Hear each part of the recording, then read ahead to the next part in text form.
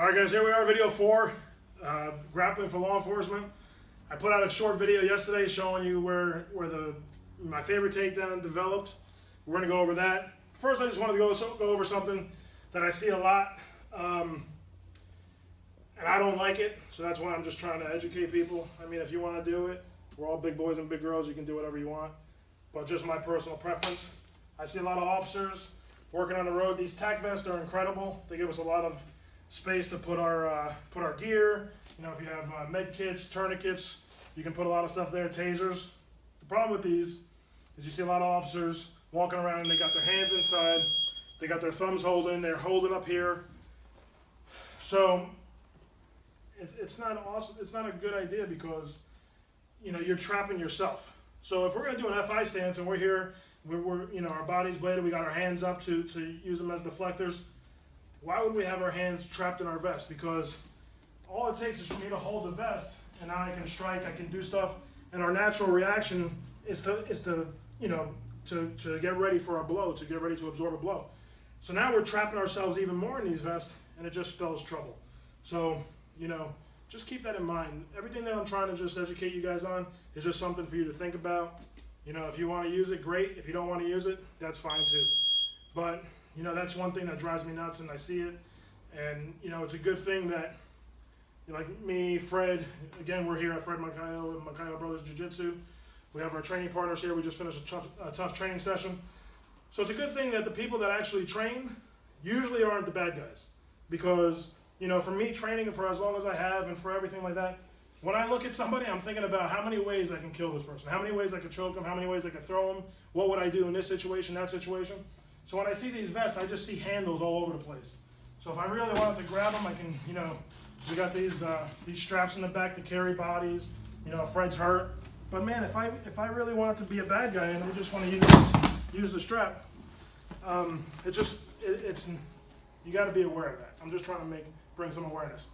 Now let's say we get into an altercation. Very important, my other belief, always end up on top. Always end up on top, always end up on top. I can't drive that home enough. Yeah, we do jiu-jitsu. Yeah, we want to learn how to fight, you know, off our backs, but that's not where we want to be. You got other people involved. You got the public involved. Somebody doesn't like the police for whatever reason, want to come over and kick us while we're down.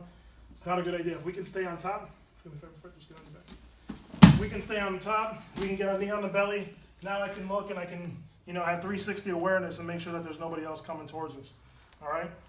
Another thing with these vests that I really don't like, turn this way, is, you know, sometimes we have rifle plates, shotgun plates, or ceramic plates, whatever you have in your vest. So now we end up here, and I just scoop up Fred, and I just do one of these, and I just use my body to hold him. This vest is going to choke him out. This vest is going to choke him out. All right, and that's me being nice. If I really want to be mean, I can just come here, just grab the vest, and I can really drive it into him, and it's really going to choke him. All right. So we don't want to end up on our backs. We want to make sure that if we end up on our backs, get up as quick as possible. Do whatever you have to do to get up. All right. And if you guys have a tack vest, try it. Go home, push it up into your neck, and see how it feels. It's not going to feel good, especially when you got a suspect or a bad guy trying to drive it into your throat. So that's my little tangent for the day. Fun day. So now we're going to go over the takedown that we went over. All right. Circumstances behind it. Most of you guys know I was working patrol at the time. I was on a special event. I think it was a holiday, 4th of July. Large fight. Officers went to arrest this person, and they weren't having it. Pushing the cops, nah, get off me. And they start backpedaling, all right? So you have several cops, I think 4 or 5 cops, that are walking towards the guy, and the guy's walking away from them, walking backwards. All right, it's very important that we think outside the box, that we use our tactics, use our brains, right? Like the saying goes, if you're ever in a fair fight, it's because your tactics sucked. All right, we should always have the upper hand and be able to stop and think. And the only thing we control is time and resources. We got to remember that, and we got to use them to the best of our ability. So as this guy, just go down that way. So as this guy is walking backwards, you know, saying whatever he wants to the police, I go on the other street and I run down. All right, so I can flank this guy and get behind him. All right, move up a little bit, please. So I get behind him And now I'm here. I'm about 5 to 10 feet behind the suspect that we're going to arrest. And now, like, all these thoughts are running through my head. Okay, what am I going to do? Am I going to, you know, suplex this guy? Am I going to just do a regular, you know, body lock takedown? And then it hit me. If he's walking backwards, my whole thing is whatever they're going to give me, I'm going to use it as a blessing. Say thank you, God, and I'm going to use it against them. Okay. So as this guy's walking backwards, I end up just pulling him right back onto me like this. All right. I grab his arm and I just come across the face, and that's exactly what happened. And the guy got in his stomach. The other officers came because they were still another 10 feet in front of him, and we were able to take the guy into custody. All right. And then, of course, after that, everybody's like, man, what was that? You look like a ninja. And I'm like, oh, man, I've been doing that for years. They didn't know I just came up with that, like, spur of the moment kind of thing. It was like 10 seconds in the making. So I actually went to a class later on, and they showed it. So, you know, I'm no genius. It's just, you know, people come up with things, and you know, I didn't invent this at all. So, again, Fred's coming back. You can either grab the clothing here. All right, I'm having him wear the vest because we were wearing tank tops. So you can either grab the clothing here, or you can just pull. You can just pull them on his traps, all right? Very important, whenever we go hands-on with somebody, whenever we have probable cause for an arrest, whenever we grab them, guess what? They become ours, right? We can't just let him, I can't just pull him and then just back up and say, oh, he cracked his head open. Hey, it wasn't me. He should have caught himself. We can't do that. Once I put my hands on him, I got to control them. So it's all right. You guys can laugh. I'm funny. So as we pull him back, I'm using this leg here as a frame for his body. So that way he can't hurt himself. Could he fall and slip off my leg and hurt himself? Yes. But if this thing is caught on camera, or there's cameras all over the place nowadays, it looks like I made every attempt possible to try to protect him and try to you know, not cause injury to him. Okay? So I can stay here all day. This isn't hurting me at all. I'm in a good base. I'm framing out with my legs, and he's good too. All right. So I don't want to come too much across the face at the beginning because, you know, he can bite, he can do all this kind of stuff. You always got to worry about that kind of thing. And I want to grab the arm. Okay. So once again, this time I'm not going to grab the clothes. I'm just going to pull him back. So I pull him back. We end up in our frame here, and I come here, and like that. All right. Very important when you're coming across the face. I'm not coming across the face so much as like this. I'm kind of just using my shoulder as a push to guide him to the arm that's pulling his shoulder. So I'm here, see, and he's going to fall forward on his face. Then we're going to handcuff him. We can go into the first video that I showed. We can either, we'll merge both of them today, just so you can see. All right. So Fred, hang on a second. When you land, just land with your hands underneath your chest. Okay? So here's Fred. Suspect's talking crap. Just pull him. Get him on a stake. Bam, we end up in the video that we did on Monday. So can you come over here for a second? So that video, sir, give me your hands, give me your hands. He doesn't want to give me his hands. I follow the hand up. Okay, very important. Put all our weight on him. He's supporting us. If you notice, my legs are never going to touch the mat. Okay, I'm using him as a base to balance myself on. So I come here, grab this.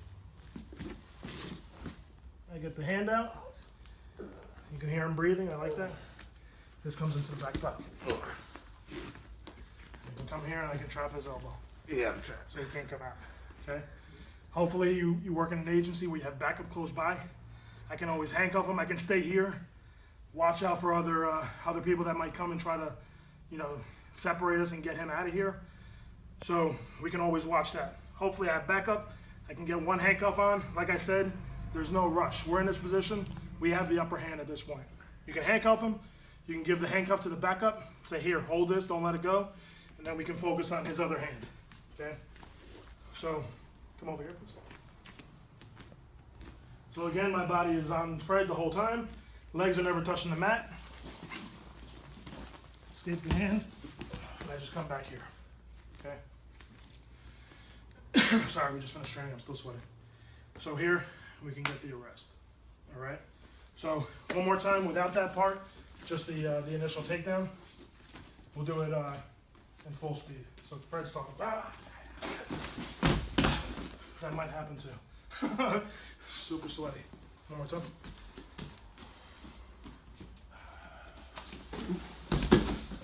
Right here. See? So, take that, drill it, train it, learn it, love it. Like I said, every move, people can say, oh man, that won't work. What if this happens? What if that happens? Every move has a counter. Every counter has a counter. Every counter has a counter to the counter. So the more you become proficient with it, the less the counters cease to exist, all right? So if you can practice with your kids, your wife, husband, friends, practice on the grass, get into a gym. If you're ever in Fort Lauderdale, Mancaro Brothers Jiu-Jitsu, strongly encourage it. AJ Sousa, BJJ, CS MMA, Vlad Kulikov, all right?